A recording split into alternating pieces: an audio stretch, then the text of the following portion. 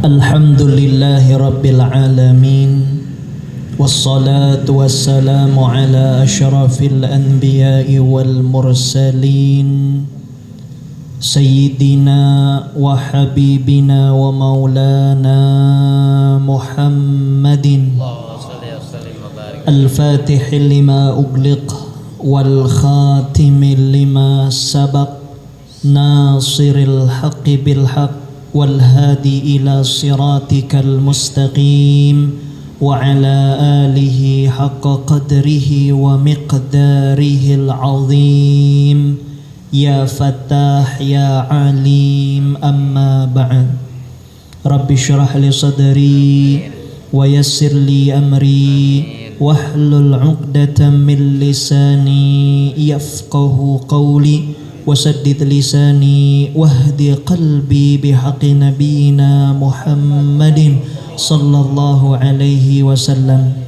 Allahumma inna nawayna ta'alluma wa ta'lim wa tadhakkura wa tadhkir wal naf'a wal intifa' wal ifadah wal istifadah wal hasa ala tamassuki bi kitabillah wa sunnati rasulillah wa du'a ilal huda wa dalala ala al khair ibtigha'a maradatihi wa qurbihi wa thawabihi wa ala kulli niyatin salihah jami'ah syamilah li khairatid dunya wal akhirah wa ala ma nawa masyayikhuna wa aslafuna khususan ala ma nawa al-maghfur al-marhumah Kiai Haji Abdul Rahim Basnawi wa ila jami'i usulihi wa furu'ihi wa ahli silsilatihi wa ila hadratin Nabi Muhammadin sallallahu alaihi wasallam. Al-Fatihah.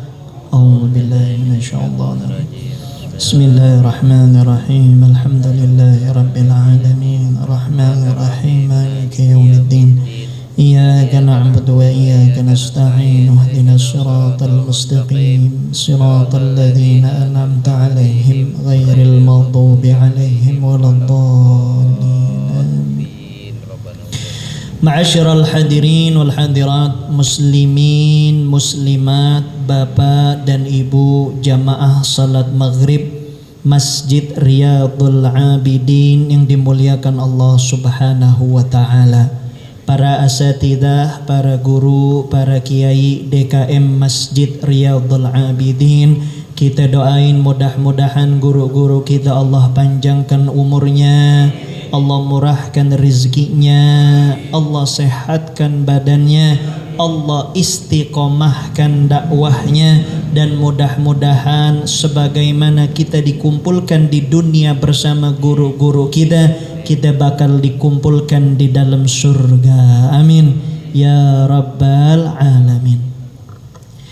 Bapak dan ibu yang dimuliakan Allah, selesai pelaksanaan ibadah salat maghrib, juga besar harapan kita mudah-mudahan salat maghrib yang baru saja kita tunaikan dijadikan satu amal ibadah yang diterima di sisi Allah, dan mudah-mudahan menjadi sebab kita dimasukkan ke dalam surganya Allah. Bapak dan ibu, malam hari ini saya secara pribadi amat sangat gembira, bahagia Kiai bisa hadir di tengah-tengah Bapak dan Ibu di dalam majelis yang mulia, lebih-lebih di dalam masjid yang tercinta dan penuh dengan keberkahan ini. Saking saya girangnya melihat setiap detail dari masjid ini, saya jadi kepikiran materi yang saya siapin kayaknya jadi nggak saya sampein. Ini kalau mau saya komentarin semua tentang masjid bisa sampai satu pertemuan lebih. Sebab dari awal saya duduk, yang saya tanya langsung sama DKM Ustadz Adi Sulaiman nih, dia ceritain dari awal sampai Z, juga dipampangkan di hadapan saya. Berasa berkah guru-guru kita masih netep di masjid yang mulia ini. Sebab masjid itu di antara kategori indikasi makmur itu bukan hanya soal bangunan, maaf. Orang sekarang dia pikir memakmurkan masjid itu gimana caranya masjid mewah, secara bangunan indah, elegan, enak dipandang, padahal di antara ciri memakmurkan masjid yang paling utama, bagaimana caranya kita bisa menyambut semua hamba-hambanya Allah yang datang ke masjid. Dan orang sekarang hanya punya pikiran mentang-mentang namanya masjid, tempat sujud tuh masjid bener-bener dijadiin tempat sujud doang. Habis sholat rapih buru-buru digembok. Ada nggak yang begitu? Padahal dulu masjid itu kan awal mula peradaban Islam dimulai dari masjid. Langkah pertama yang Rasulullah ambil setelah hijrah dari Mekah ke Madinah, itu Rasulullah nggak nyari di mana pasar Madinah pengen bangun ekonomi umat, bukan. Di mana Raja Madinah, tetua-tetua Madinah pengen konsolidasi politik, bukan. Yang pertama Rasulullah bangun adalah masjid. Karena pada masanya Rasulullah masjid itu bukan hanya tempat sholat. Masjid itu tempat semua mengadu, bukan hanya urusan akhirat, bahkan urusan-urusan dunia bisa jadi urusan akhirat. Maka saya berharap, Masya Allah ya, guru-guru kita memang yang paling dekat yang kemudian cukup saya kenal adalah Al-Maghfurlah Almarhum Kiai Haji Syahroni Mardani. Sebab kita ngisi di masjid yang sama, kita ngisi bareng di XL, kita ngisi bareng. Kemudian di Masjid Raya Bintaro kita ngisi bareng, dan beliau luar biasa mampu menyampaikan ilmu yang sulit dengan penyampaian yang mudah, gamblang, sederhana. Saya sering banget dengerin ceramah beliau buat jadi rujukan saya, dan beliau sedang naik daunnya itu. Tapi Allah lebih sayang sama beliau. Mudah-mudahan Allah ampunin dosa-dosanya. Allah jadikan ilmu yang beliau ajarkan kepada kita menjadi amal jariah buat almarhum. Saudara, saya jadi ingat kalau datang ke masjid-masjid yang kemudian saya tanya, nih masjid udah dari tahun kapan? 1950. Saya belum lahir itu. Antum udah lahir apa belum? Belum ya. Kalau antum udah ya? Belum juga, Masya Allah. 1950. Beliau almarhum Kiai Haji Abdul Rahim, ya, Tuan Guru Oim, begitu ya? Aim. Guru Aim udah mengawal memakmurkan ini masjid, dan perjuangannya nggak sia-sia. Maaf ya, tadi saya punya pikiran nih paling ngaji malam Senin begini paling 2-3 orang gitu ya. Sebab kan biasanya malam begini lagi pada asyik-asyiknya sama keluarga ini, ngajak makan keluarga. Kalau nggak makan siput tumpah deh ya, yang ditumpahin di depan kita. Pokoknya ngajak ke pasar malam lah. Tapi Masya Allah, ini diantara berkah guru-guru kita. Satu kisah luar biasa betapa Islam itu amat sangat menghormati para leluhur, bahkan dari kalangan ulama kepada ulama yang lain.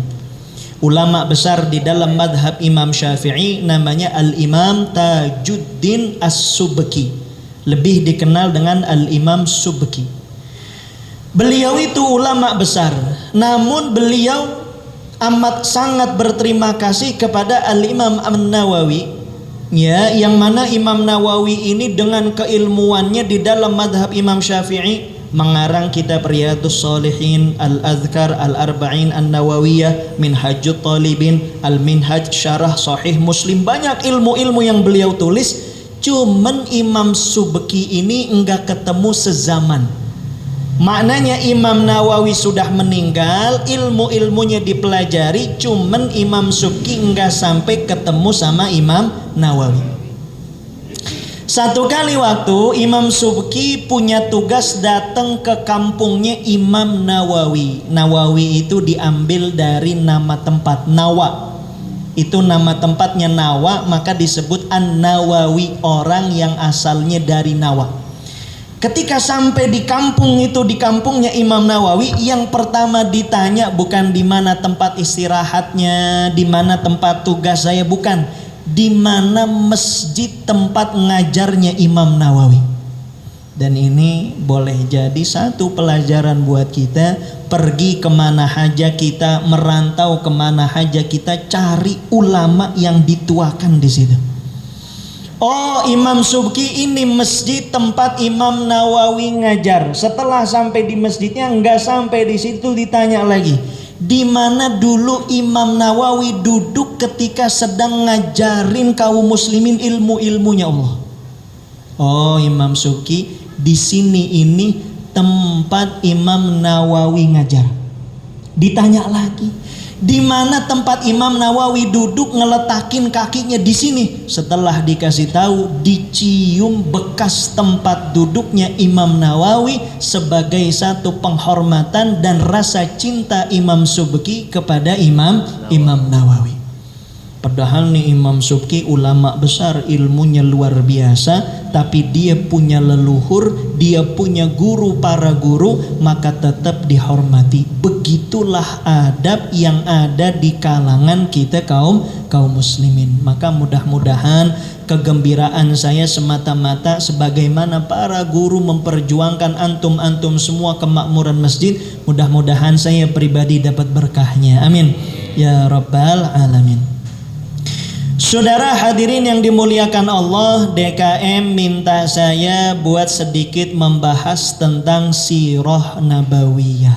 Karena memang saya punya pengajian yang saya ampu setelah saya lulus dari Madinah.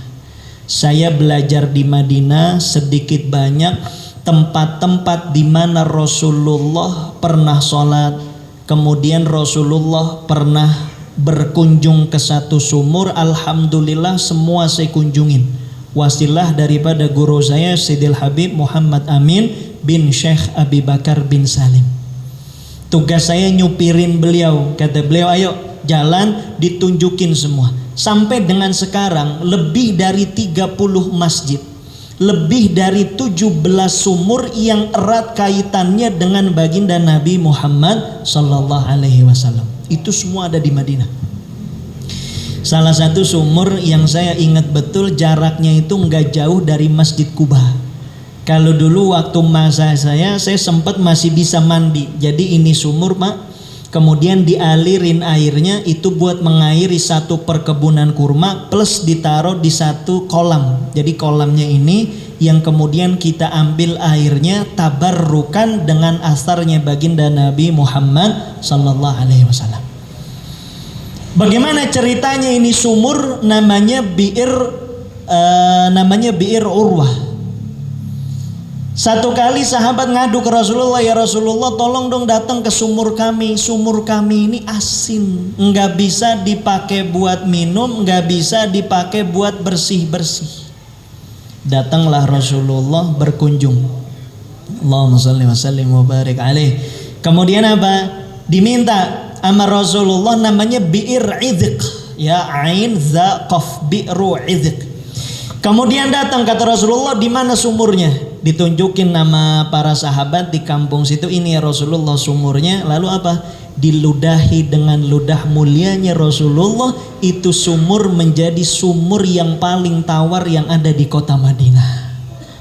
Dan sampai sekarang sumurnya masih bisa diambil airnya. Bahkan terakhir saya lihat di video itu, kemarin kita berangkat masih belum bisa dimasukin, itu sudah direnovasi, dibagusin. Bahkan sekarang saya dengar ada tiket masuknya, karena memang itu punya orang pribadi. Kebonnya itu, sumurnya itu di dalam kebon, kebonnya ini punya orang pribadi. Di situ menjadi saksi, airnya penuh dengan berkah. Maka membahas sirah nabawiyah ini diantara kemuliaan, kemudian kita membahas sirah nabawiyah amat sangat banyak. Yang pertama diantaranya, kata para ulama, sirah nabawiyah, perjalanan hidup baginda Nabi adalah kumpulan semua ilmu. Kita yang belajar ilmu fikih kalau baca sirah nabawiyah mesti lewat hal-hal yang berkaitan dengan fikih. Kita bakal belajar bagaimana Rasulullah menunaikan hajinya, bagaimana Rasulullah mengimami para sahabat, itu semua diceritakan di dalam sirah nabawiyah. Kita juga bakal belajar bagaimana Rasulullah mengajarkan para sahabat melalui perilaku dan keyakinannya tentang tauhid kepada Allah. Ada di sirah. Mau belajar tentang hadis, ya memang semua di sirah itu adalah ungkapan, perkataan, perbuatan daripada Rasulullah. Makanya kata ulama, kalau kita belajar sirah, sebenarnya kita sedang belajar seluruh bidang yang ada di dalam ilmu agama. Kemudian kata para ulama, kalau kita belajar sirah, dikatakan oleh Al-Imam Sufyan Ats-Tsauri, kata beliau, ketika seseorang menyebutkan nama-nama orang soleh, inda zikri ahli shalah tatanazzalul barakah. Kalau disebutin nih nama-nama orang-orang soleh, kita punya guru, kita sebutin tadi namanya, kita punya salafun soleh, para habaib, para kiai, kita sebutin namanya, itu Allah turunin berkahnya.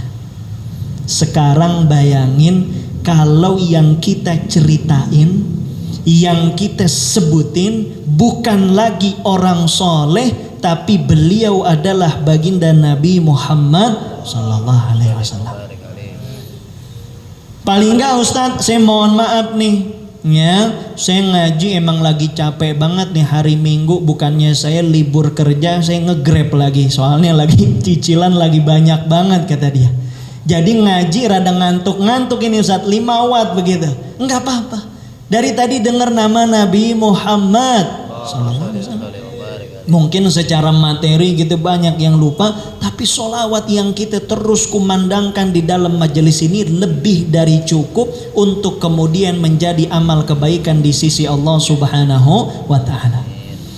Jadi yang kedua, sebenarnya yang kita harapin dari cerita-cerita as-sirah an-nabawiyah, perjalanan hidupnya Rasulullah itu, kita pengen berkah yang lebih. Bayangin kan kita bikin haul kiai itu, kata Rasulullah sallallahu alaihi wasallam, uzkuru mahasina mautakum wa kuffu an masawihi.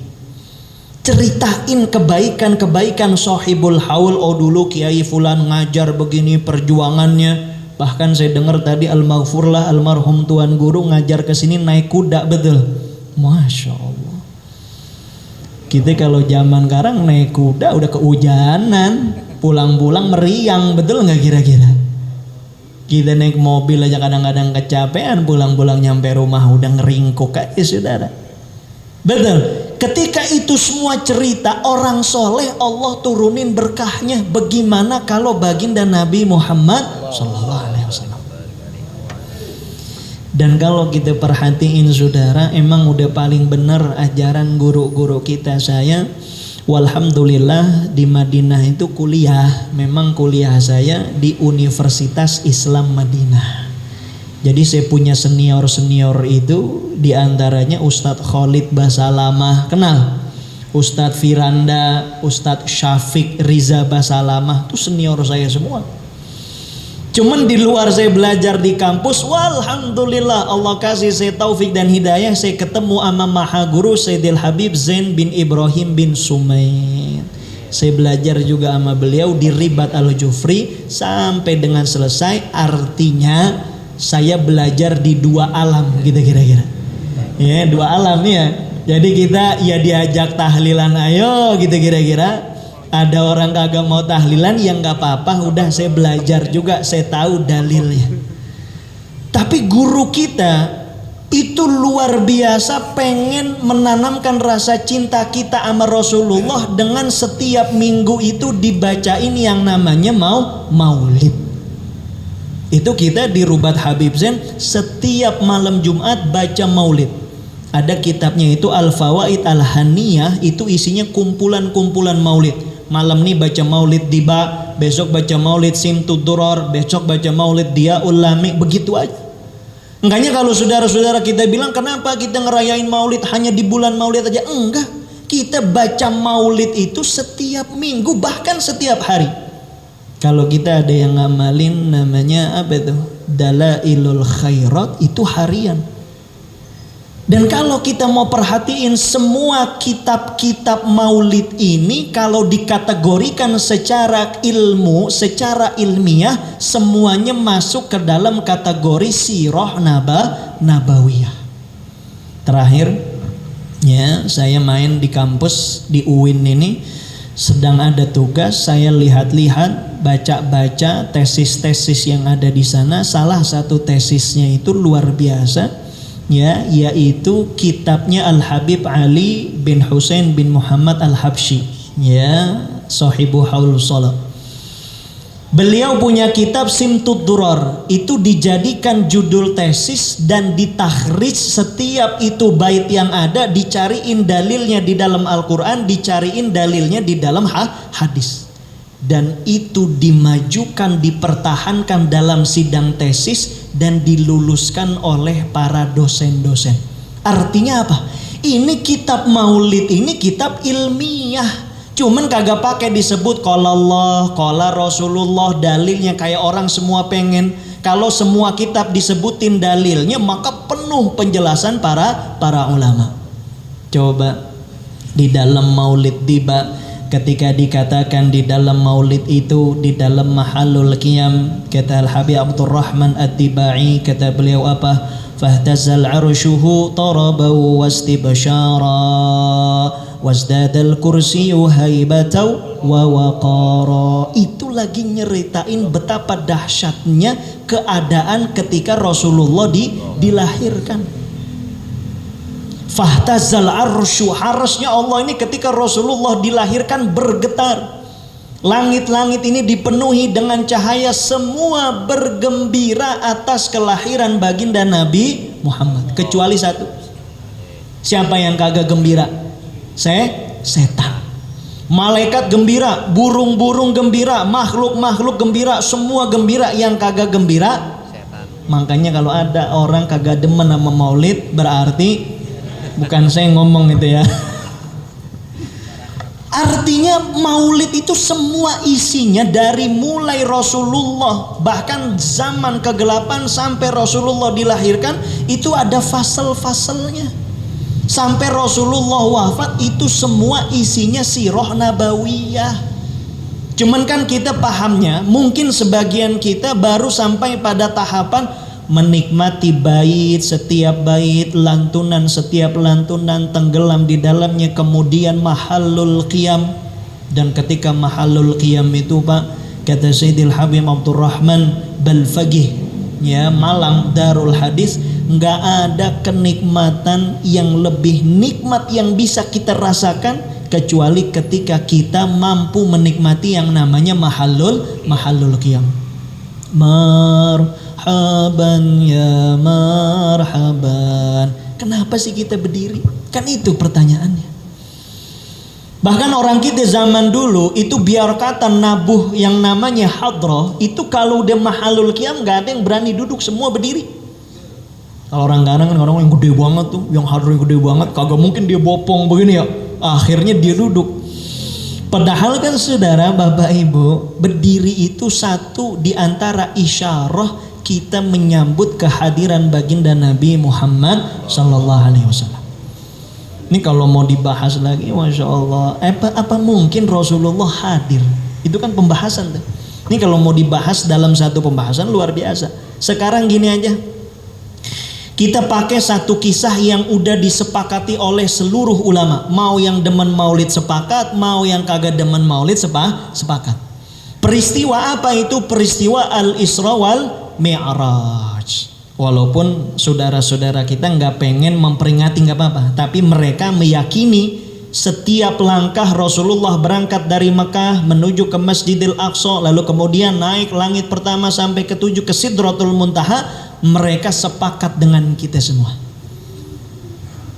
Yang kita nggak boleh lupa bapak dan ibu, ketika Rasulullah sampai di Masjidil Aqsa, mungkin kita luput dengar kiai ceramah lagi acara Isra Mi'raj. Ketika Rasulullah sampai di Masjidil Aqsa, di dalam Masjidil Aqsa sudah menunggu 120.000 para nabi untuk sholat bersama baginda Nabi Muhammad Sallallahu Alaihi Wasallam. Udah ditunggu. Dan sholat ini bukan baru ada setelah peristiwa Isra wal Mi'raj. Sholat itu udah ada, cuman perintah sholat 5 waktu baru setelah al-Isra wal Mi'raj. Pas Rasulullah masuk itu di dalam udah ditunggu 120.000 nabi dan rasul. Kemudian Rasulullah dipersilahkan maju. Rasulullah sholat di depan menjadi imam dan makmumnya adalah para nabi dan rasul. Sampai di situ. Kemudian kalau kita pasti ingat di langit pertama ketemu dengan nabi sampai dengan langit ke-7 ketemu siapa? Nabi Ibrahim, Nabi Musa, betul. Yang paling fenomenal kan ketemu Nabi Musa. Tuh kalau sampai kagak ketemu sama Nabi Musa, kita sholat 50 waktu, betul nggak Bu? Kata bapak-bapak kalau sholat 50 waktu kapan pakai kolornya itu kira-kira? Waktu cuman 24 jam, sholat 50 waktu, berarti setiap setengah jam kita sholat. Itu kan kita paham tuh, ketemu sama Nabi Musa. Berkali-kali Nabi Musa minta untuk balik lagi dari 50 berkurang 5 sampai dengan 5. Tapi betapa baiknya Allah sama kita, yang 5 ini pahalanya sama dengan 50. Allahumma sholli ala Muhammad. Sekarang kita tanya, itu Nabi pas ketemu dengan para Nabi yang lain di dalam Masjidil Aqsa dengan 120.000 yang lain, itu selain Nabi Muhammad dan tentunya selain Nabi Isa gitu ya. Kalau Nabi Isa kan kita yakini Allah angkat nanti diturunkan kembali oleh Allah. Kalau Nabi Khidir ala riwayah, ada yang mengatakan masih hidup sampai hari kiamat, ada yang mengatakan sudah wafat. Selain daripada yang itu semua nabi masih hidup atau sudah wafat? Sudah wafat. Yang masih hidup belum datang ajalnya hanya baginda Nabi Muhammad.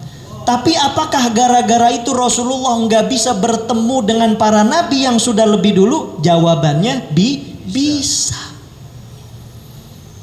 Jadi kalau kita belum pernah ngerasa Rasulullah hadir di dalam majelis kita, jangan pernah berani mengatakan Rasulullah nggak hadir di dalam majelis.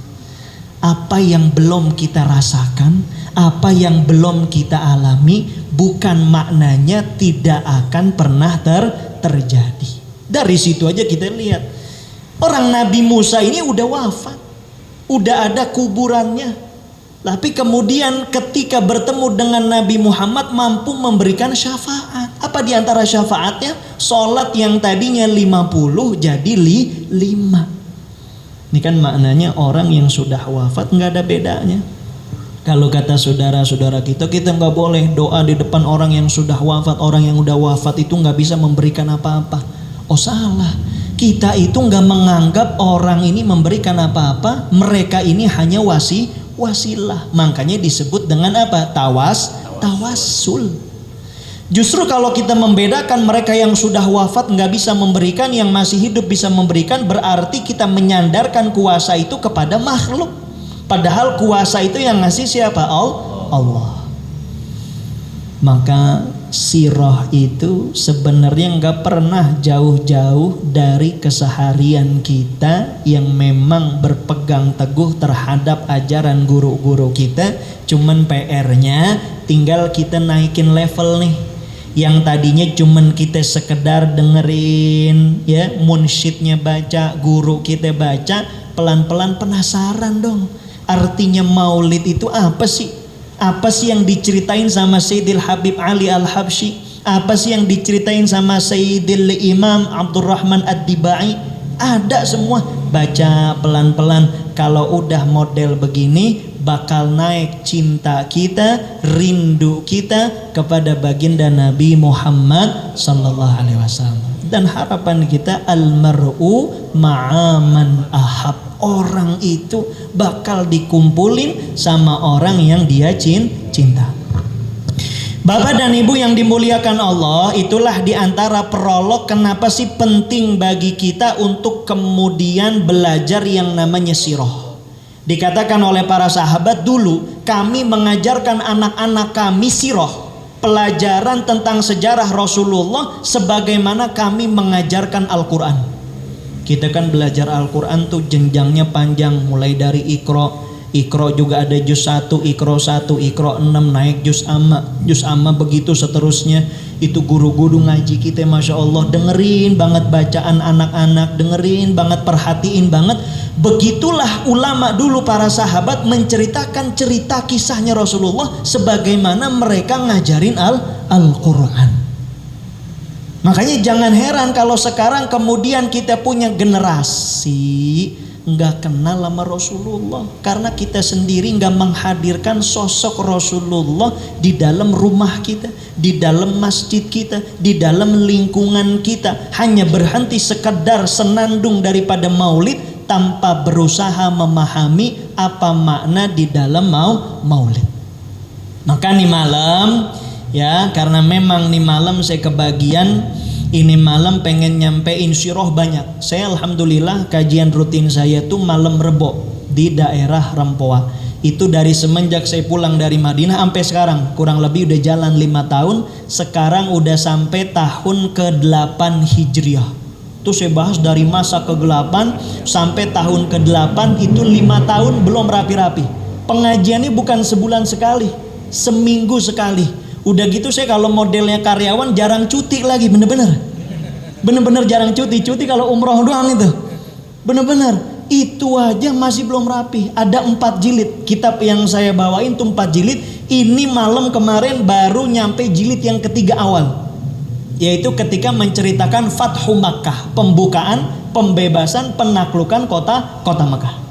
Ala kulli hal, yang saya pengen coba cuplik, terutama yang lagi rame nih di kita, saya ya lewat sini termasuk sering juga karena saya masih rutin ngaji sama Sidil Habib Hud bin Muhammad Bagir Altos. Jadi kalau saya ke Otista, rumah sih di Ajinawi, cuman lewat yang belahan sono, Bangka berapa tuh ya? Bangka 7 begitu ya, lewat belah sono langsung tembus ke Ajinawi gitu. Di dalam jalan itu sering ya, kemarin terakhir itu saya lewat Trans 7 masih ramai aja. Ada yang tahu nggak? Di demo gitu ya. Setelah videonya viral, padahal tuh video cuman singkat banget, paling cuma beberapa menit, tapi emang pas saya denger, ya Allah, istighfar saya nggak berhenti. Itu kan digambarin seakan-akan kiai ini pokoknya makan duit jamaahnya, katanya jamaahnya nyosot, nunduk, tapi kiainya manfaatin semua. Nah ini merespon hal ini, kita coba jawabnya dengan sirah gitu ya. Saudara hadirin yang dimuliakan Allah, kita coba berangkat ke tahun 6 Hijriah. Di tahun 6 Hijriah itu ada peristiwa luar biasa yang terjadi, yang bahkan ini permulaan bagaimana cikal bakal Allah berikan yang namanya Fathu Makkah. Kemarin ketika darasnya Sayyidil Habib Umar bin Muhammad bin Salim Al-Hafidh, beliau sampaikan di antara buah kesabaran Rasulullah dan juga para sahabat, tahun 6 Hijriah itu adalah tahun terjadinya perjanjian Hudaybiyah, tahun 6 Hijriah. Ini kalau kita mau bahas dari awal, itu malam Rasulullah ngimpi. Apa ngimpinya? Rasulullah ngimpi bersama para sahabat masuk ke kota Mekah dalam keadaan aman tanpa adanya perlawanan, ngelaksanain umroh. Itu mimpinya Rasulullah. Karena kan setelah hijrah itu Rasulullah enggak pernah pulang kampung. 6 tahun tuh udah berjalan. Saking kangennya Rasulullah ampe ke bawah mimpi. Siapa di sini yang mimpinya pergi umroh? Ada? Mudah-mudahan bisa semuanya pergi umroh. Mudah-mudahan bisa semuanya pergi haji. Amin. Bayangin Rasulullah aja yang lahirnya di Mekah itu kepengen sama yang namanya umroh. Lah kok kita kagak ada kepengennya. Pengen ke Bandung mulu, Masjid Al-Jabar ganti. Ya kalau kepengen aja mah kagak bayar, Bu. Ditanya, Bu pengen umroh nggak? Pengen Ustadz. Cuman ya Ustadz tabungan kagak ada, cicilan banyak. Lah kepengen aja mah kagak bayar. Betul nggak kira-kira? Pengen dulu. Ya, urusan ntar bagaimana Allah yang wujudin itu udah urusan kuasa Allah. Baik. Diumumin kepada para sahabat, sahabatku, aku bermimpi pergi umroh kita sampai di Mekah. Sahabat girangnya bukan main, karena memang sahabat juga udah kangen banget sama kampung halaman. Dikabarinlah semua itu yang ada di Baduy, terkumpul 1.500 orang, berangkat semua. Enggak bawa senjata kecuali senjata yang buat jaga-jaga selama perjalanan. Maknanya enggak bawa senjata buat perang, enggak. Bahkan ketika sampai di Zulhulaifah, di Masjid Bir Ali, itu pakai kain ihram, jalan, emang niatnya umroh. Baik. Sesampainya di Hudaybiyah ini, di sini inilah terjadi ujian dari Allah. Ya. Apa? Orang-orang kafir dapat kabar Muhammad pengen nyerang Mekah gitu ya, karena mereka baru kalah dari perang Khandaq. Perang Badar itu 2 Hijriah, perang Uhud itu 3 Hijriah, perang Khandaq itu 5 Hijriah. Selang beberapa bulan tahun 6 Hijriah itu Nabi Muhammad datang. Ibaratkan kaum muslimin sedang di atas angin gitu ya, disamperin itu 3 kali sama orang-orang mereka, kalah mulu mereka. Ini disamperin. Sampai di Hudaybiyah, jaraknya kurang lebih 18 kilo dari kota Mekah, dan sampai sekarang masih menjadi tempat mikot. Di Mekah itu kan 3 paling dekat Masjid Aisyah atau Tan'im, ya, kemudian Masjid Ji'ranah, yang ketiga adalah Hudaybiyah. Di situ tempat terjadinya perjanjian. Berulang kali ini orang-orang kafir ngirim utusan, pengen meyakinkan bahwa ini Muhammad, ya, kita nyebutnya Nabi Muhammad, mereka sebut Muhammad, ini benar-benar datang pengen umroh apa pengen nyerang kita. Utusan pertama datang, utusan kedua dibilang pengen umroh, enggak kena juga, masih tetap curiga. Sampai pada saat utusan yang ketiga, ini yang bakal menjadi saksi kita, namanya Sayyidina Urwah, ya. Sayyidina Urwah ini nantinya masuk Islam. Sayyidina Urwah bin Mas'ud Ats-Tsaqafi yang saat itu belum masuk Islam. Beliau ini utusan yang ketiga. Akhirnya dia bilang, ya udah, kalau memang kamu benar-benar pengen masuk ke dalam, bikin perjanjian. Disebutkanlah beberapa poin, di antaranya poin pertama, Muhammad beserta sahabatnya nggak boleh masuk tahun ini, kalau mau masuk tahun depan. Itu sahabat pas denger itu beratnya bukan main, kecewanya bukan main, sedihnya bukan main. Lah kita aja nih sekarang umroh pergi dari Mekah jalan 6 jam 7 jam, tiba-tiba dikatakan gak bisa masuk Mekah, sedih gak kira-kira? Sedangkan sahabat itu paling cepat dari Mekah Madinah, Mekah itu zaman dulu naik onta 7 hari paling cepat. Tuh kayaknya kagak pakai ngasoh itu. Umumnya 14 hari pakai onta. Kalau kita pakai Toyota 7 jam doang gitu kira-kira. Sekarang kereta cepat 2 jam setengah lagi. Ini kan bukan hanya soal jarak tempuh, tapi selama itu sahabat itu ngejaga kain ihram. Betul gak? Lah kita aja cuman 7 jam. Yo ilah, gerasak gerusuk banget Ustaz. Tadi saya pakai tisu basah, tisunya ada wangi-wanginya, boleh apa kagak? Nah, Ustadz udah jalan di bis. Kata aki-aki, Ustadz, ya Allah Ustadz maaf, ini saya lupa ngelepas celana dalam, kata dia. Emang dasar aki-aki dah. Tadi gua suruh lepas kagak mau, katanya entar aja. Ya, itu aja cuman 7 jam. Sampai di Mekah tawaf paling enggak sejam, sa'i paling enggak sejam, 3 jam lagi selesai. Ini 7 hari sampai 14 hari ngejaga ihramnya. Udah tinggal di depan mata, mau sampai disuruh balik lagi. Sahabat berat semua. Cuman sahabat nggak ada yang berani ngomong. Tapi apa kata Rasulullah? Setuju. Disetujuin sama Rasulullah. Dan sahabat berat banget sahabat itu, sampai-sampai ketika Rasulullah memerintahkan, kata Rasulullah, ahliqu ru'usakum. Ayo udah kita tahallul semua, kata Rasulullah. Itu sahabat kagak ada yang bergerak barang seorang karena saking beratnya. Masuklah Rasulullah ke dalam tendanya, ngajak ngobrol istrinya, bagaimana ini?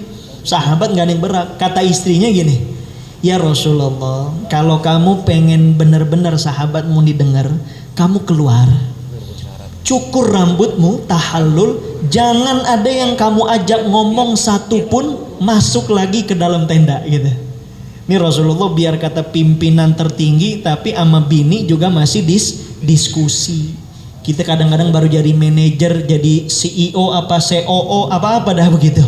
Nyampe rumah jadi bos juga, jangan. Bini jadi apa? RT, RW, wah ilah. Nyampe rumah masih baku banget. Istriku yang tercinta, mana mau tanda tangan katanya begitu. Udah, jangan jadi RT dulu kalau sama istri. Udah rapi urusannya.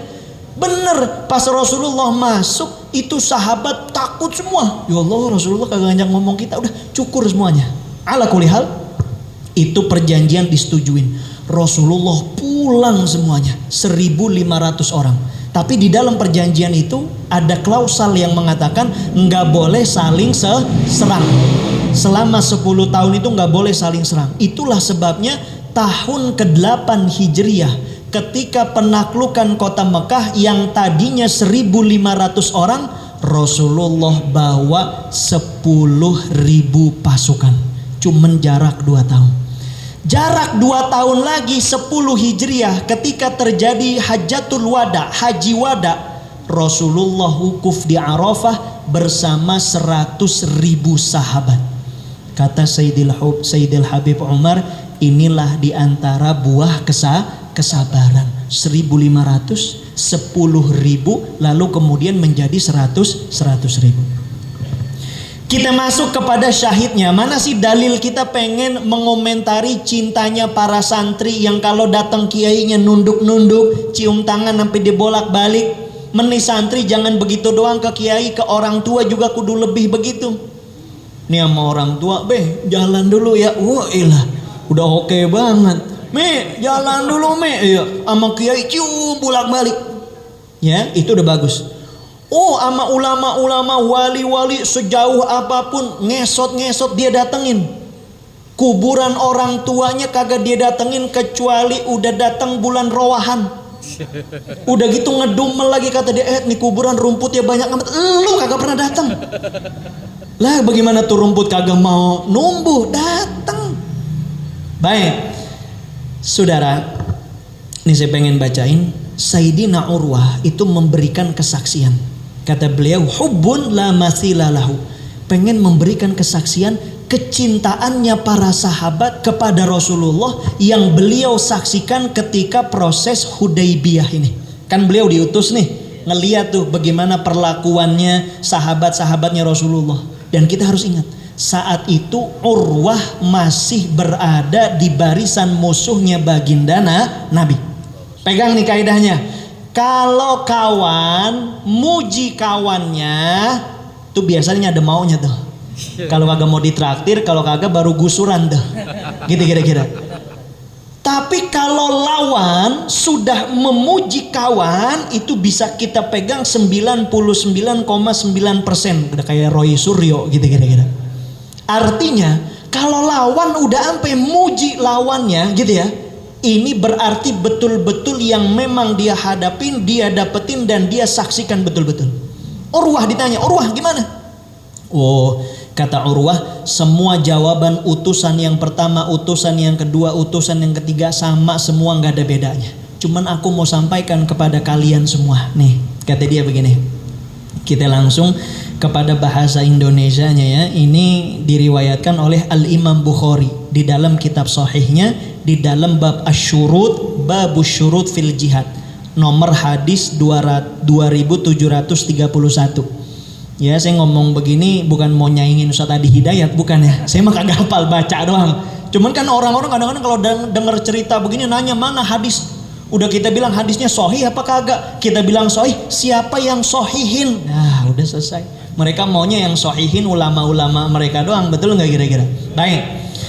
Urwah bilang, faqala ay qaum, wahai kaumku, wallahi. Jadi orang dulu kalau mau bersumpah juga pakai nama Allah, karena mereka itu beriman, percaya sama Allah, cuman menyekutukan Allah dan nggak mau ngakuin Rasulullah.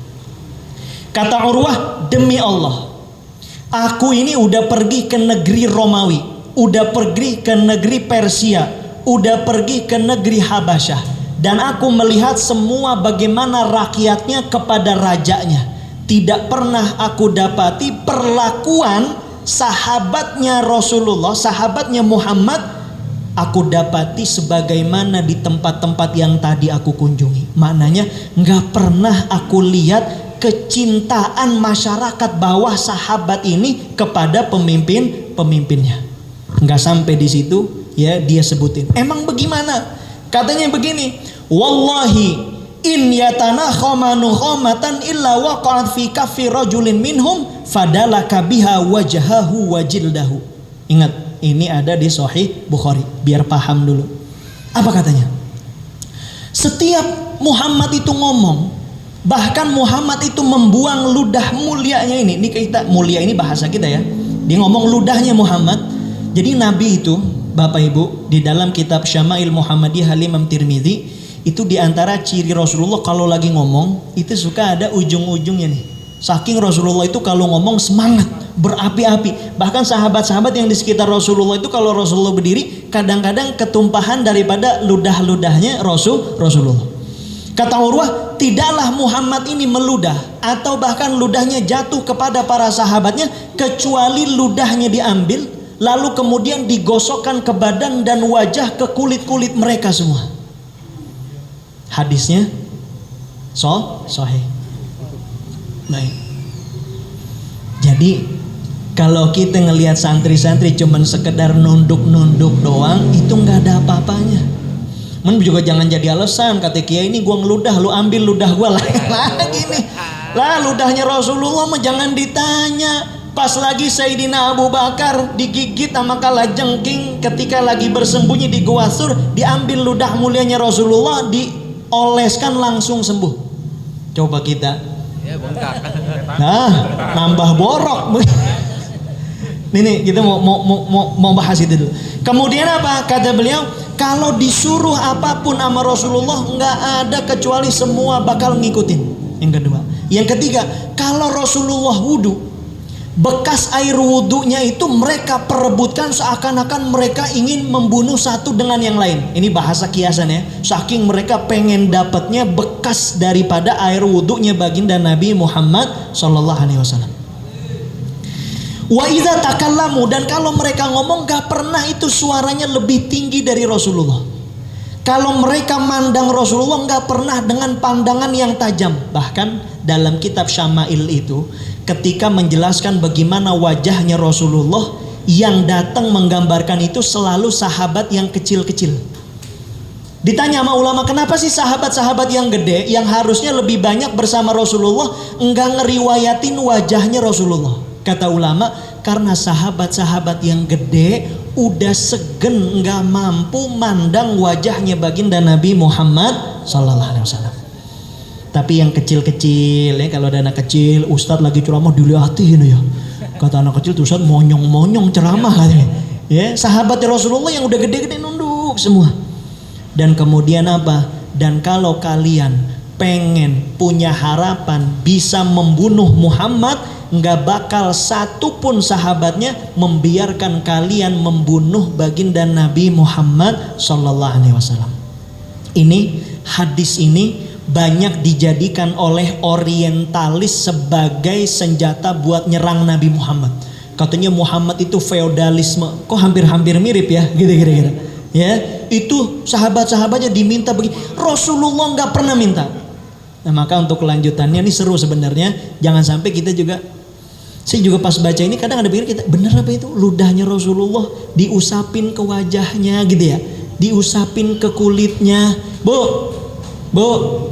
suami ngeludah, belum, ya baru denger aja udah geli duluan gitu ya. Karena kita ngira ludahnya kita sama Rasulullah. Ntar dulu, ludahnya Rasulullah itu ngusap luka sembuh. Ngeludahin sumur yang tadinya asin jadi tawar. Keringatnya Rasulullah dimasuki oleh Ummu Sulaim ke dalam botol jadi minyak wangi. Bu, laki keringetan. Ya. Benar, kita lanjut lagi deh, sebab ini orientalis ya sama. Kalau kita sekarang orang itu ngejauhin kita dengan kiai, ngejauhin kita dengan pesantren, sama modelnya. Ya, yang membedakan satu kuncinya, kenapa sih sahabat begini, itu kan khidmah, itu kan pelayanan. Santri melayanin kiai, sahabat melayani Rasulullah, namanya khidmah. Khidmah nggak bakal bisa dimengerti kecuali sama orang yang punya mahabbah, yaitu rasa cinta. Maka jangan nasihati orang yang sedang mabok cinta, tai kotok rasa coklat. Begitu juga orang yang kagak jatuh cinta, jangan diceritain cinta tuh bagaimana, dia nggak paham rasanya. Gitu kira-kira. Artinya tentu ini bentuk koreksian kita, kritik keras kita, tapi alhamdulillah ya, kabar terakhir kan pimpinan tertingginya udah datang sowan dan nggak ada masalah deh. Mudah-mudahan justru dengan adanya begitu, orang makin kenal sama dunia pesantren, makin kenal sama dunia Islam, dan mudah-mudahan bisa bawa berkah buat semuanya. Sampai di situ pembahasan kita, mudah-mudahan ada manfaatnya dunia dan akhirat. Udah. Jazakumullah khairan jasa, jazakumullah ahsan jaza. Kita akan terima kasih yang sebesar-besarnya kepada guru kita Kiai Haji Alam Sasa Ali LC yang telah menyelesaikan kajiannya, terutama tentang sirah nabawiyahnya. Mudah-mudahan menjadi penambah semangat kita untuk mahabbah kita pada baginda Rasulullah SAW, tentunya dengan cara kita menjalankan perintahnya dan menjauhi larangannya. Amin Allahumma amin. Sebelum kita tutup doa, ada permohonan dari salah satu donatur kita, yaitu Bapak Haji Erwin. Beliau mohon doa ya untuk ibundanya, yaitu Ibunda Hajah Eti Budiawati binti Haji M. Sukarta dan Ibunda Hajah Siti Suwarni binti Haji Andan Nafarin, dan juga sahabatnya yaitu Bapak Yudi Hari Mukti bin Fulan. Semoga semuanya diberi kesehatan dunia akhirat dan juga keberkahan dari Allah Subhanahu wa taala. Nah, kedua juga saya mohon doanya memang saya, yaitu Bapak Muhammad Ali bin Haji Ahmad Ribai dan juga sekeluarganya saat ini sedang berada di tanah suci Mekah, sedang menjalankan ibadah umroh. Mudah-mudahan Allah pelihara, Allah jaga beri kesehatan, Allah berikan kekuatan untuk terus menjalankan ibadahnya dengan sempurna dan kembali ke tanah air dalam keadaan sehat walafiat. Untuk doanya kita mohonkan kepada guru kita. Fadhali.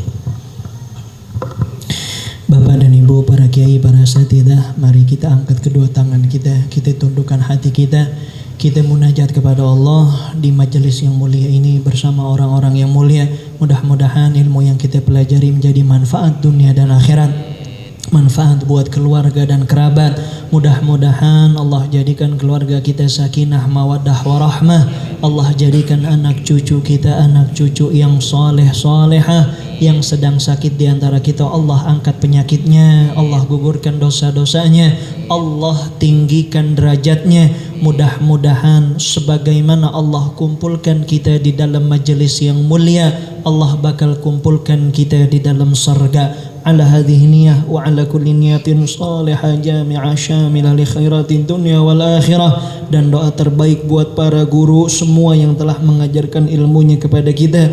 Mudah-mudahan ilmu yang beliau ajarkan menjadi amal jariyah dan beliau dikumpulkan di surganya Allah bersama baginda Rasulullah wa ila hadratin Nabi Muhammadin sallallahu alaihi wasallam. Al-Fatihah. A'udzu billahi minasyaitonir rajim.